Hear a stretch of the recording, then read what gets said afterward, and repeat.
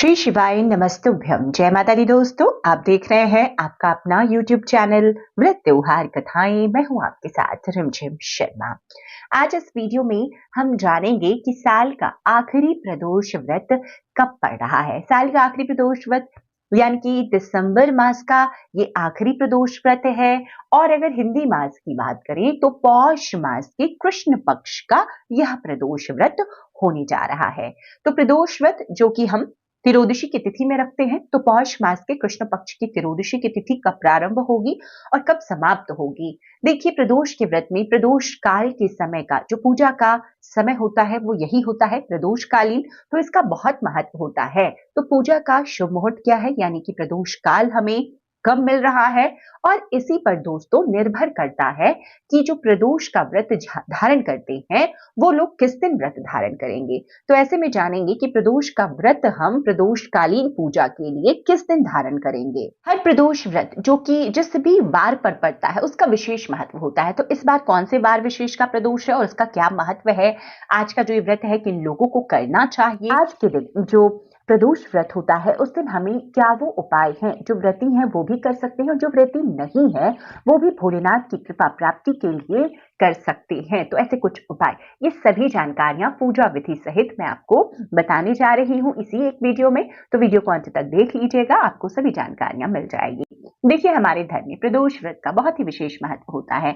2 बार हर महीने में प्रदोष व्रत पड़ता है, क्योंकि त्रियोदशी की तिथि 2 बार ही आती है, कृष्ण त्रियोदशी और एक शुक्ल त्रियोदशी। तो ऐसे में जो प्रदोष व्रत है वो हम किस दिन धारण करेंगे। सबसे पहले देखिए तिथि नोट कर लेते हैं कि तिथि कब से कब तक है, इसी से जानेंगे कि व्रत हमें किस दिन धारण करना है।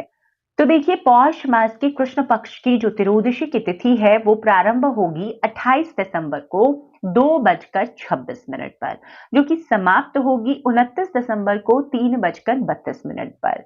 ये देखिए मध्य रात्रि यानी कि सुबह के समय को बताया जाता है। तो ऐसे में ये बिल्कुल साफ है कि उदयाकालीन और प्रदोष व्यापिनी जो तिथि है त्रियोदशी की वो 28 तारीख मिल रही है। तो 28 तारीख को ही हम प्रदोष का व्रत करेंगे। अब इस बार का जो प्रदोष व्रत है वो किस बार पर पड़ रहा है, यह भी अपना एक महत्व रखता है। देखिए, इस बार का प्रदोष व्रत यानी कि 28 दिसंबर शनिवार का दिन है। तो इस प्रदोष व्रत को हम शनि प्रदोष व्रत के नाम से जानेंगे। शनि प्रदोष व्रत करने से जो व्रती होते हैं ना, उसके लिए इसका महत्व और बढ़ जाता है, क्योंकि भोलेनाथ की कृपा तो प्राप्त होती ही है। आज की प्रदोष व्रत करने से जो लोग शनि की 7.5 ठैया महादशा आदि से पीड़ित हैं, कुंडली में शनि का प्रकोप है, तो उन्हें शनि प्रदोष व्रत करना चाहिए। शनि प्रदोष व्रत पुत्र प्राप्ति की इच्छा करने वाली व्रतियों के लिए भी बताया जाता है कि जो पुत्र प्राप्ति की कामना करते हैं, संतान प्राप्ति की कामना करते हैं, उन्हें शनि प्रदोष व्रत करना चाहिए। अब शनि प्रदोष व्रत का जो आज का 28 दिसंबर का प्रदोषकालीन पूजा का शुभ मुहूर्त होगा, सबसे पहले वो नोट कर लीजिए। मैं फिर पूजा का विधान भी बताऊंगी और सामग्री क्या चाहिए आपको प्रदोष व्रत में।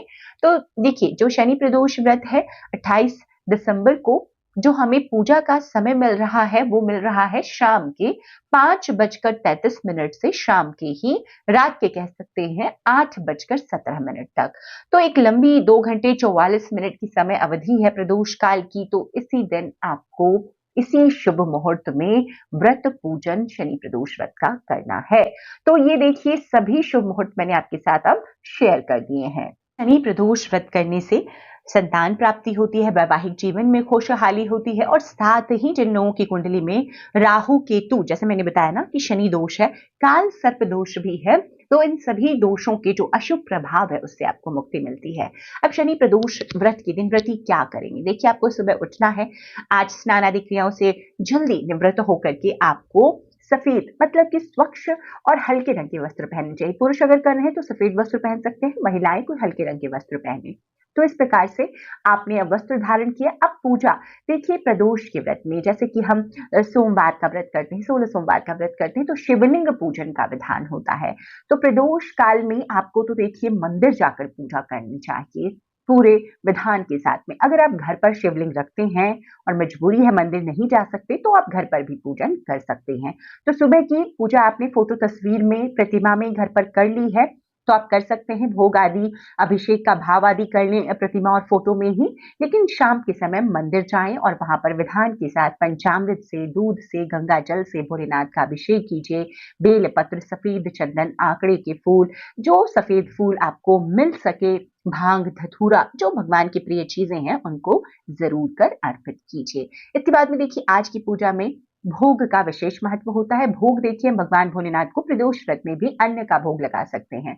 तो आप चूरमे का भोग लगा सकते हैं, आप बाजार से बनी हुई कोई भी मिठाई का भोग लगा सकते हैं, फल का भोग लगा सकते हैं। अगर आप फलाहार ही व्रत करना चाहते हैं तब भी कोई दिक्कत नहीं है, या आप चाहें तो घर में खीर बना करके भी भोलेनाथ को भोग प्रदोष व्रत में लगा सकते हैं, बहुत शुभ फल होता है। आज शनि प्रदोष व्रत है तो काले तिल से बनी हुई मिठाइयों का भोग लगाइए, शनिदेव भी प्रसन्न और भोलेनाथ भी प्रसन्न।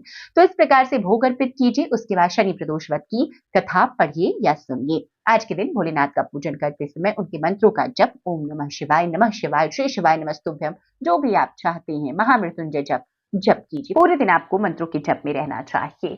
तो इस प्रकार से आपने व्रत संपन्न कर ली। आज के दिन आपको शुद्ध घी का दीपक और कपूर की आरती भोलेनाथ को जरूर दिखानी चाहिए। तो मंदिर में इस प्रकार से आपने पूजन कर लिया। अब घर आकर आप आज के दिन प्रदोष काल में क्या खाना चाहिए व्रतियों को? देखिए व्रती एक समय मीठा भोजन खा सकते हैं, मतलब कि शाम में जो पूजा का शुभ मुहूर्त मैंने बताया उस समय आपने पूजा संपन्न कर ली तो मीठा भोजन जैसे कि चूरमा, खीर, खीर के साथ में आप चाहें तो रोटियां, पूरियां भी खा सकते हैं। तो इस प्रकार से मीठा भोजन कर सकते हैं। नमक का सेवन नहीं कीजिएगा, तेल का सेवन नहीं कीजिएगा। तो कुछ चीजें हैं जिसको ध्यान में रखते हुए आप भोजन कर सकते हैं। अगर आप चाहते हैं फलाहार रहना तो आप फलाहार भी रह सकते हैं, इसमें भी कोई दिक्कत नहीं है।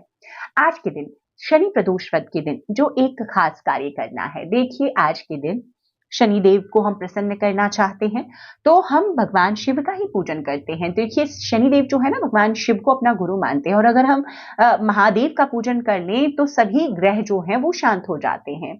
तो आप जब उनका अभिषेक कीजिए तो उसमें काले तिल मिश्रित करके अभिषेक कीजिए। आज के दिन आप पीपल वृक्ष के नीचे सरसों तेल का एक दीपक जरूर लगाइए शनिदेव के निमित्त। तो इससे शनिदेव प्रसन्न होते हैं और आपके जीवन में तमाम तरह की सुखहाली, सुख, संपत्ति और जिस भी चीज की आप कामना से इस व्रत को धारण कर रहे हैं, जरूर आपको उसका आशीर्वाद शनिदेव और महादेव की कृपा से प्राप्त होता है।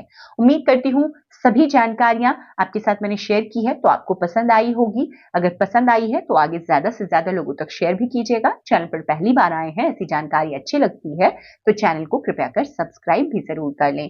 वीडियो देखने के लिए बहुत बहुत शुक्रिया। हर हर महादेव।